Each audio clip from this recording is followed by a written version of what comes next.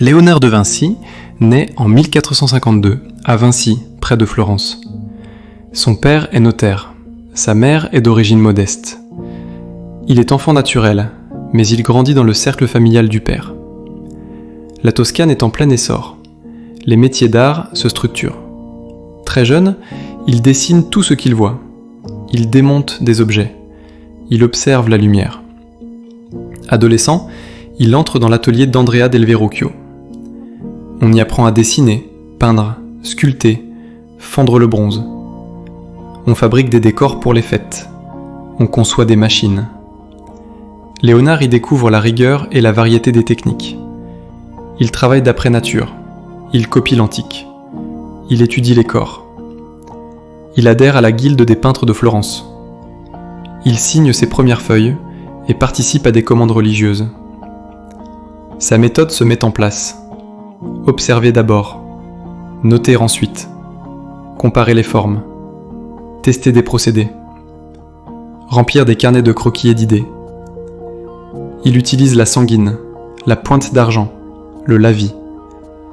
Il esquisse des visages, des mains, des draperies en mouvement. Il s'intéresse aux plantes, aux roches, aux nuages. Il cherche la logique cachée dans la nature. Vers 1482, il part pour Milan. Il écrit à Ludovico Sforza et se présente comme ingénieur. Il propose des ponts démontables, des engins de siège, des canaux. Il promet aussi des décors de fête et des statues monumentales. La cour milanaise l'accueille.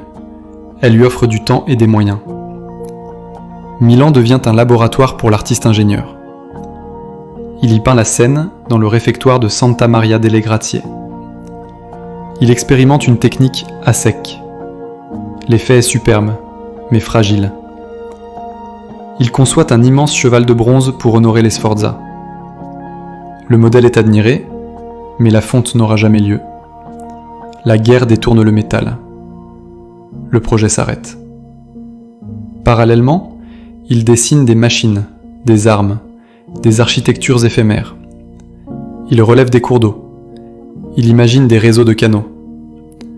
Il étudie la turbulence, la mécanique des fluides, la lumière sur les surfaces.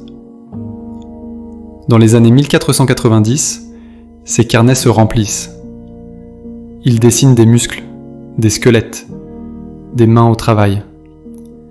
Il s'intéresse à la physiognomonie et au mouvement. Il pense la peinture comme une science visuelle. Il observe l'air, la brume, les lointains bleus.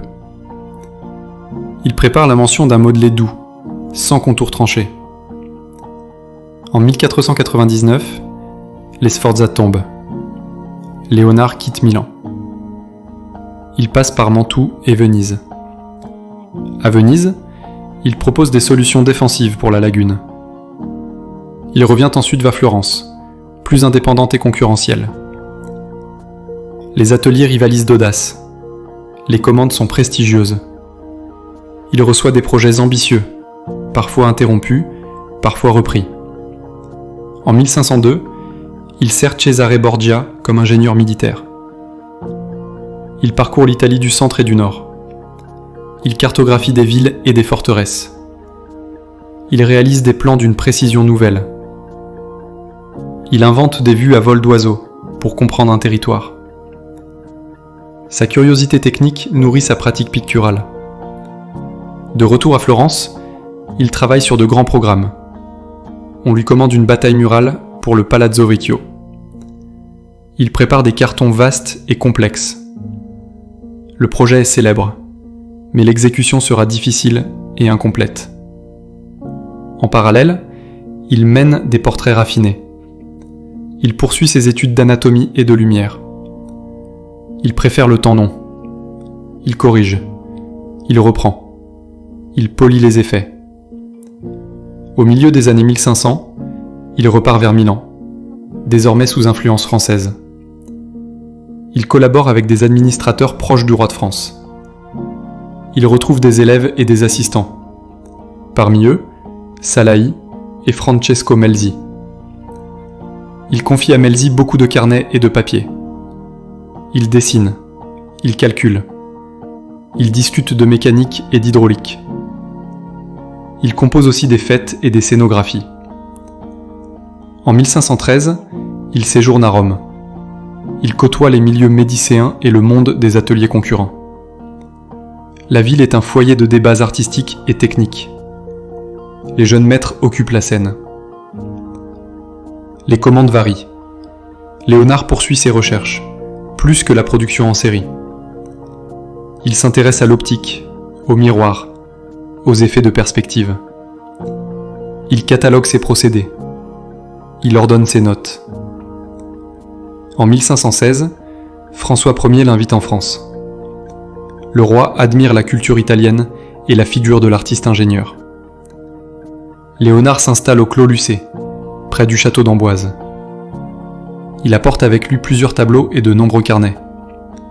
Il conçoit des fêtes, des machines, des projets décoratifs.